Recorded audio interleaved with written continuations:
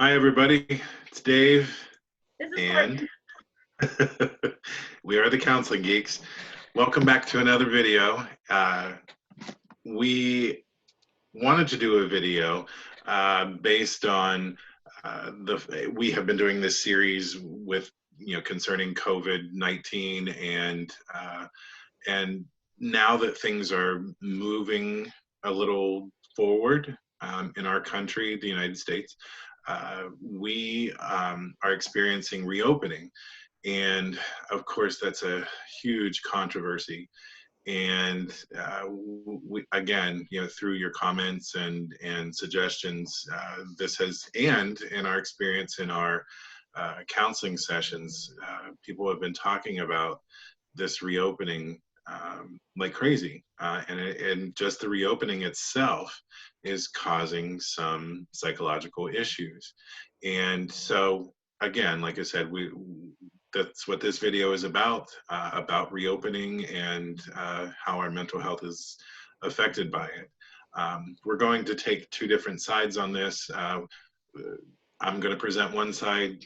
Courtney is going to present the opposite side, and that's just to illustrate how it's affecting people in different ways and how their perspectives are different, and then we'll come together.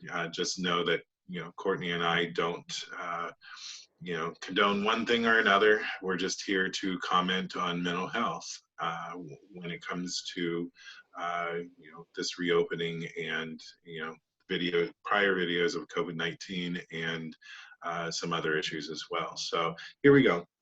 On one side of the coin, in terms of this reopening, there are many people who are really advocating for us to reopen, and not just reopen now. We needed to reopen yesterday because the impact of this quarantine, the social distancing, has been way too much.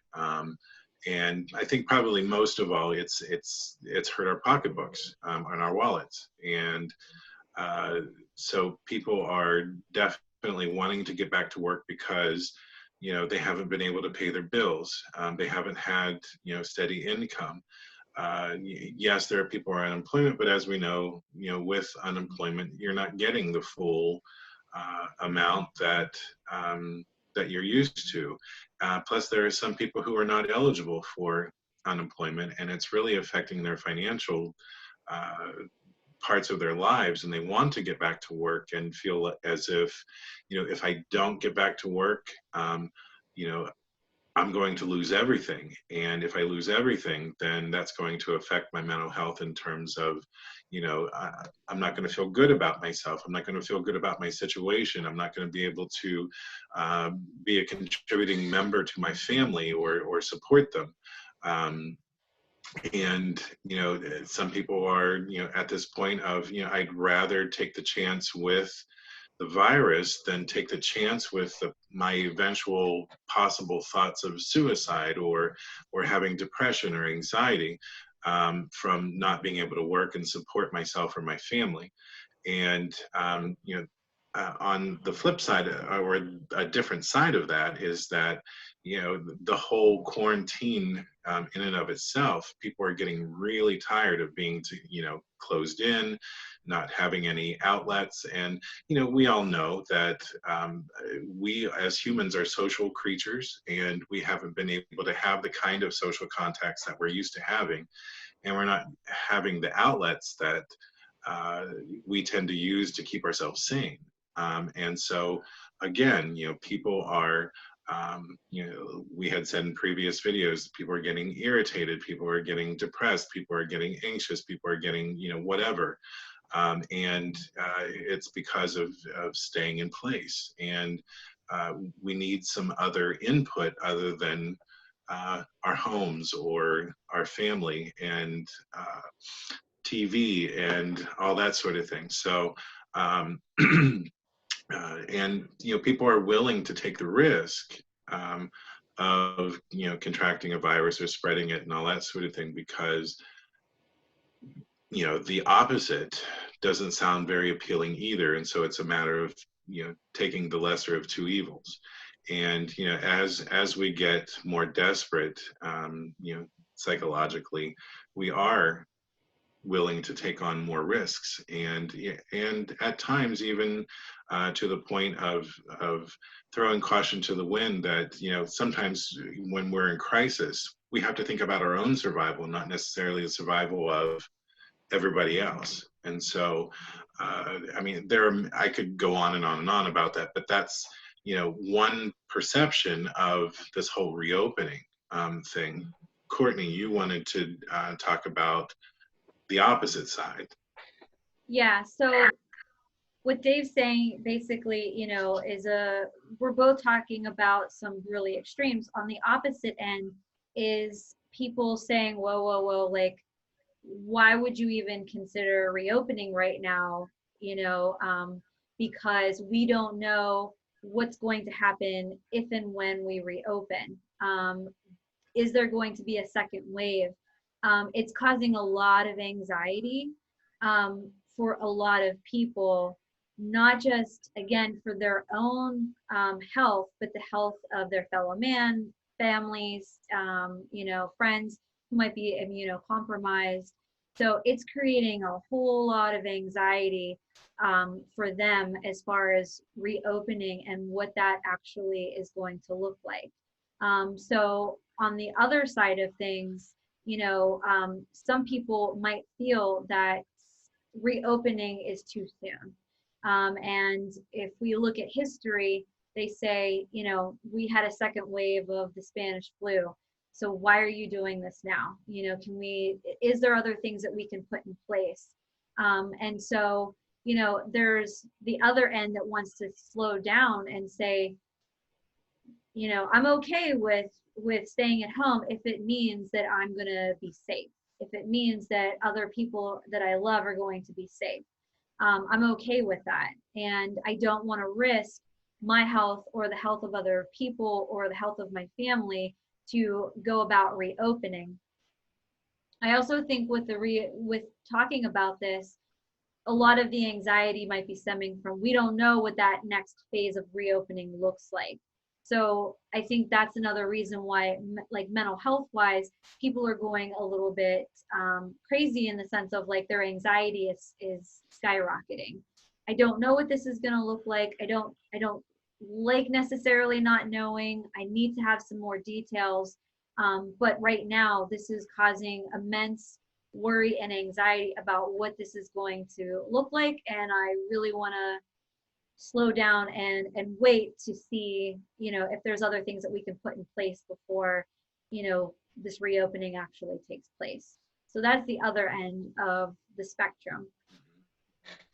And just kind of going with that is that, as you can see, that there are very opposite and extreme ways of thinking and reacting to what's going on. And I think that goes to the whole thing that there is no simple answer to this.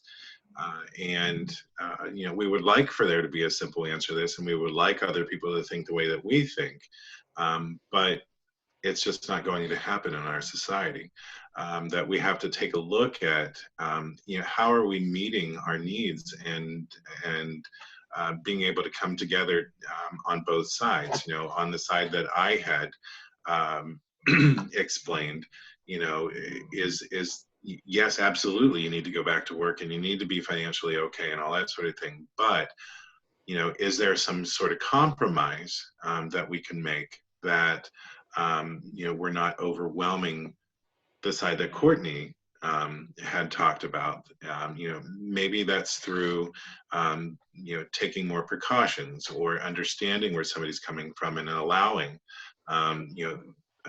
them to have their point of view while we have ours. And again, Courtney and we have no side in this whole thing, but again, what it comes down to is that, yes, your perception of how things are needs to be paid attention to, but the perception somebody else is having needs to be paid attention to as well. And the things that we need to do is be able to sit down and say, okay, here I am, and this is what I'm experiencing, and here's what that person is experiencing, and can we communicate about those things? You know, can we come to some compromise? Can we, and this is just what we do in family counseling or couples counseling is we talk about, okay, we try to get you to communicate about what your perspective is, and then we go and say, okay, these are the needs that need to be met, and these are the must-haves, and these are the things that you know, maybe I can compromise on. And so it's a matter of sitting down and saying, okay, here's what it is. Now, of course, we're not going to solve this by having this conversation. You know, the government's going to do what the government's going to do. People are going to do what people are going to do, and it's going to play out. However, we know that as we're reopening, different points of view are going to come into play, and you're going to be, you know, we already are at this moment where the two different perspectives are clashing, and it in and of itself is creating a whole psychological conundrum.